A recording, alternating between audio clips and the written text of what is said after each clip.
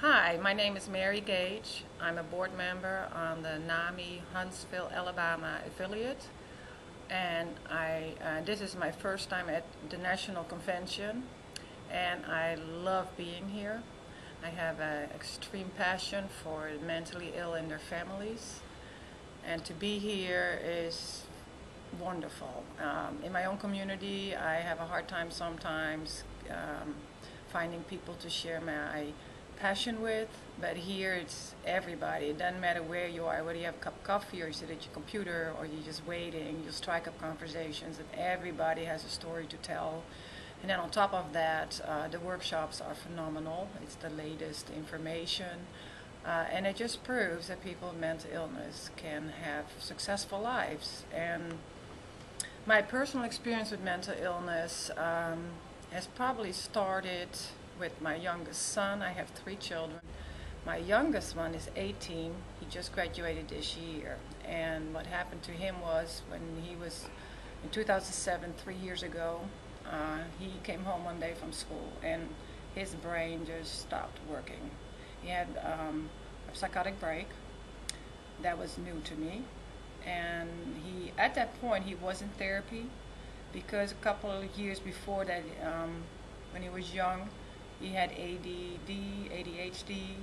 Then we tried Ritalin. We didn't like Ritalin because he lost a lot of weight and he had other side effects that we didn't like what it did to him. So we took him off medication and he agreed. But then when he was getting a little older, we started having friction over little issues, not big issues. And to me, it appeared that something wasn't quite right. And then he said to me in his own words, there's something wrong with my brain. I notice it when I'm in school. I notice it when I go everywhere else. Not everybody has that problem. So we started into therapy when he was 14. And at that point, they thought he had maybe Asperger's syndrome or disorder. And I read the books on it, and I thought, well, it sounds a little bit like him. And they put him on medication. And with the therapy, his behavior improved. But then the medication, I think, was bad for him now in hindsight, because when you have a touch of autism, whether it's high achieving or not, you shouldn't give them a narcotic, I've heard.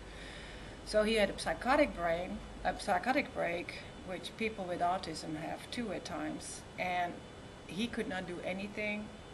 I had to stop working. We had him in one hospital in our local area. They dismissed him after 5 days and said they couldn't help him.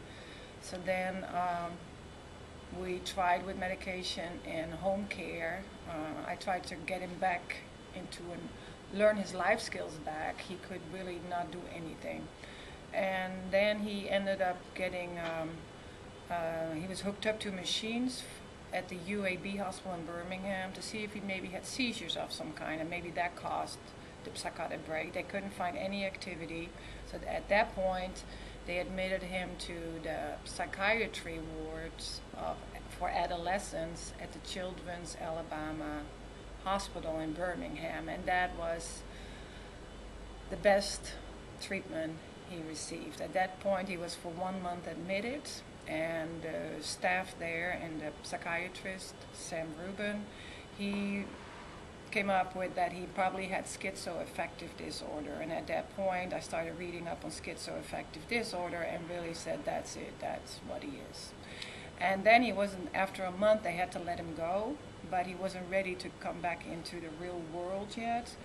And they recommended to have a day program for adolescents, but my area doesn't offer that. Alabama in general doesn't offer that. They have it only for those that are in rehab, pretty much, drug addiction, alcohol addiction. So we ended up sending him to Inner Harbor at Douglasville, Georgia, outside of Atlanta, where he stayed for 3 months.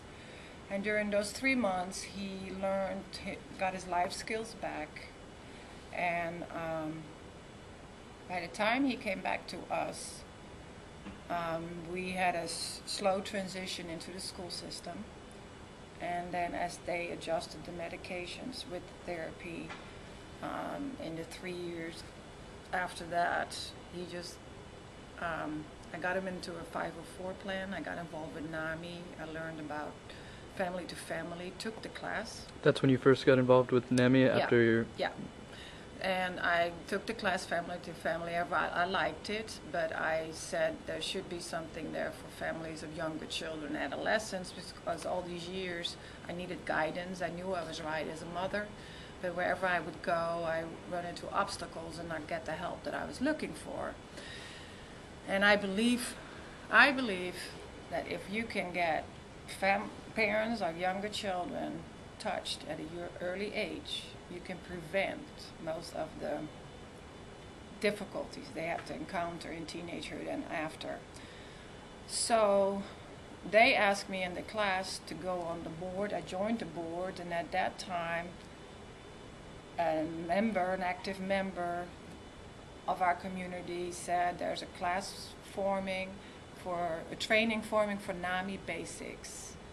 And I just happened to be in the same room. They needed a volunteer. I signed up, and we found 5 others in our community, and we ended up going to Montgomery, where Terry Brister, who developed the program, taught us in person, and now 29 states have NAMI basics.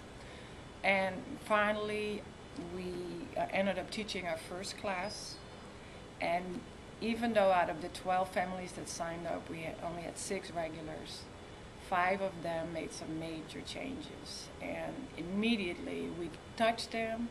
They learned about proper treatment, how to change their parenting styles, how to find the right therapist, the right psychiatrist, what they can do in the community, what they can do in the school system. And it empowered them. And when I noticed how quickly we could touch these families, that is now going to be my passion. Because I don't want anybody to go through what I went through to keep my son alive. Now he's fine, he's 18. He graduated with his peers. He went to summer school every summer to catch up. But if it wasn't for him being persistent and having a zest for life, I don't think he would have made it this far. It has cost my marriage. It has cost my career at the time. But right now I'm at peace because my son is doing well. And now with NAMI I feel empowered. And my goal is to touch other people's lives so they don't have to go through what we went through. And there's hope. And it's just awesome to be here a year and a half later at a convention and sharing the same passion with other people.